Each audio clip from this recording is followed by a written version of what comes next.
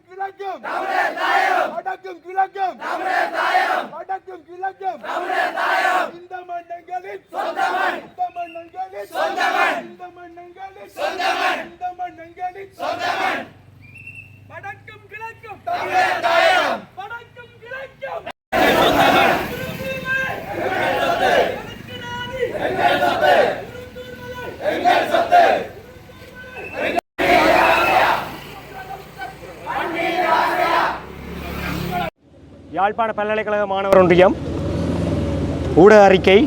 தமிழர் தேசத்தில் ஆண்டாண்டு காலமாக தொடர்ந்து வரும் சிங்கள பௌத்த பேரினவாத அரசின் திட்டமிடப்பட்ட தொல்லியல் ரீதியான ஆக்கிரமிப்புகள் துரிதமடைந்து வருகின்றது. வடக்கு கிழக்கில் தமிழர் இனப்பரம்பலை மாற்றியமைக்கும் நோக்கியோடு அரங்கிக் கொண்டிருக்கும் இக்கட்டமைக்கப்பட்ட ஆக்கிரமிப்பு வடிவங்களை நாங்கள் முற்றாக எதிர்க்கின்றோம். நல்லிணக்கம் மற்றும் மாற்றம் எனும் போர்வையில் நிலை கொண்டுள்ள சிங்கள பௌத்த பேரினவாக்கத்தின் போலியான முகத்திரைகளுக்கு வடக்கு கிழக்கில் தொல்லியல் ரீதியான ஆக்கிரமிப்புகளாலும் தமிழ் தேசிய இனத்தின் மீதான திட்டமிட்ட கைதுகளாலும் அந்த முகத்திரைகள் கிழிக்கப்பட்டு வருகின்றன. அவ்வகையில் முல்லைத்தீவு மாவட்டத்தில் குருந்தூர் மலை பிரதேசத்தில் அமைந்திருக்கக்கூடிய விவசாய நிலங்களில் 100 ஆண்டுகளுக்கு மேலாக தமிழ் மக்கள் தன்னிறைவு பொருளாதாரமான விவசாயத்தினை மேற்கொண்டு வருகின்றனர்.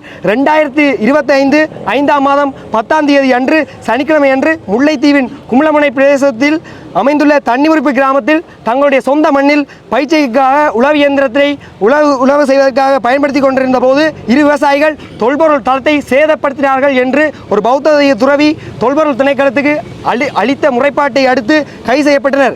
25 நாட்களை கடக்கின்ற நிலையில் அவர்களுடைய கைது பிணை மனுக்கள் நிராகரிக்கப்பட்டு இன்று வரை விளக்கமறியலிலேயே வைக்கப்பட்டிருக்கின்றனர். உண்மையில் தொல்பொருள் பிரதேசத்துக்குள் அத்துமீறி நுழைந்ததாக பொய்யான ஒரு முறைப்பாடு செய்யப்பட்டிருக்கின்றது.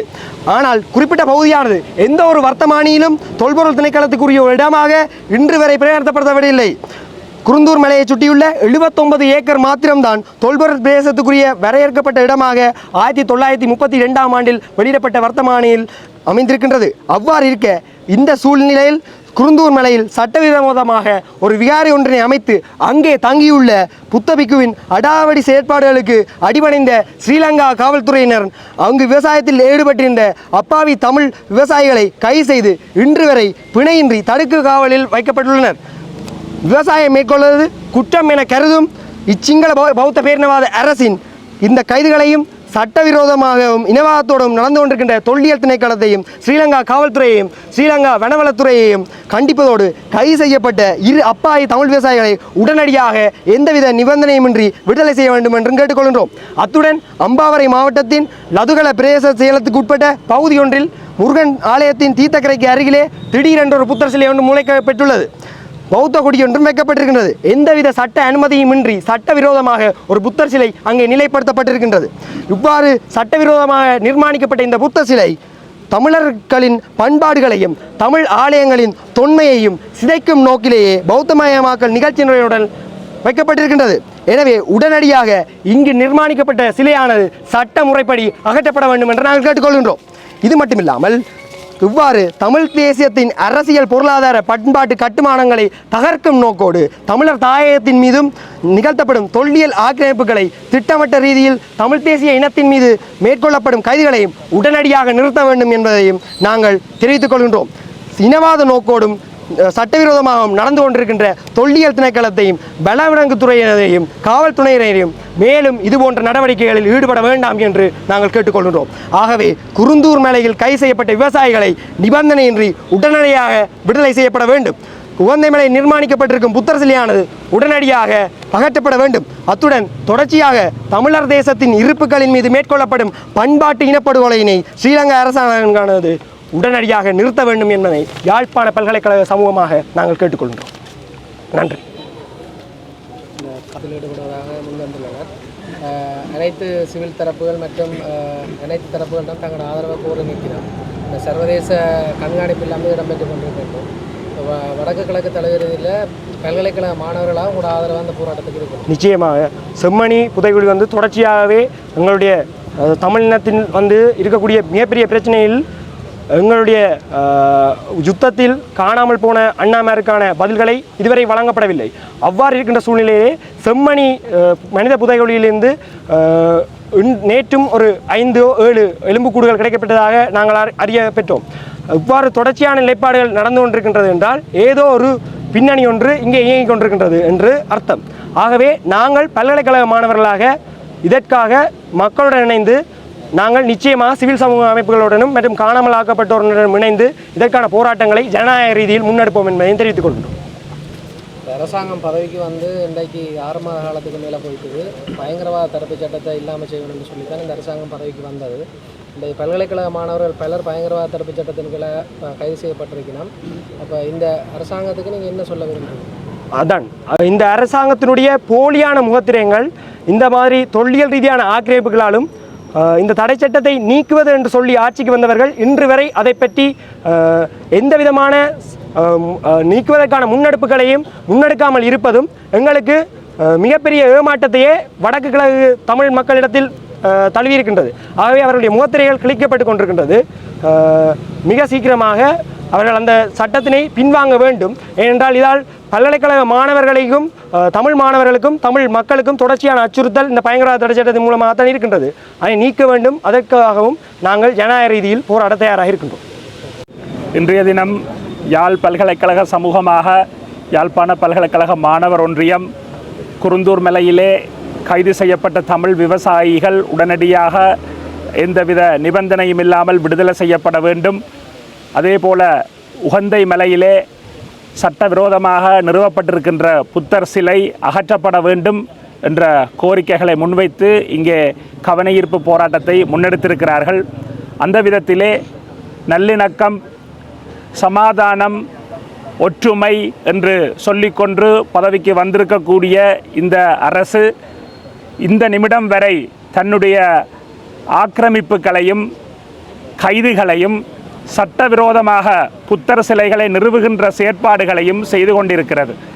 குறிப்பாக கிழக்கு மாகாணத்திலே திருகோணமலை உள்ளிட்ட பல பிரதேசங்களிலே ஒவ்வொரு நாளும் ஒவ்வொரு புத்தர் சிலைகள் முளைத்து கொண்டிருக்கின்றன.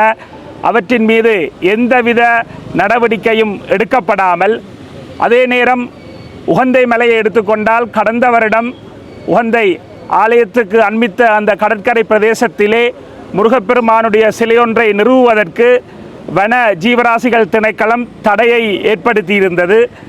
முருகப்பெருமானுக்குரிய அந்த வரலாற்று முக்கியத்துவம் வாய்ந்த மண்ணிலே அந்த வரலாற்றை எடுத்துச் சொல்லும் விதமாக முருகப்பெருமானுடைய சிலையை நிறுவ முடியாத ஒரு உத்தரவை வழங்கியிருக்கின்ற ஸ்ரீலங்கா அரசு இப்பொழுது சட்டவிரோதமாக அந்த புத்தர் சிலையை அங்கே நிறுவியிருப்பதென்பது மீண்டும் ஒரு முறை இந்த ஸ்ரீலங்கா அரசின் மூலம் தமிழர்களாகிய எங்களுக்கு எந்தவித நீதியும் கிடைக்காது என்பதைத்தான் எடுத்துச் சொல்லி நிற்கின்றது.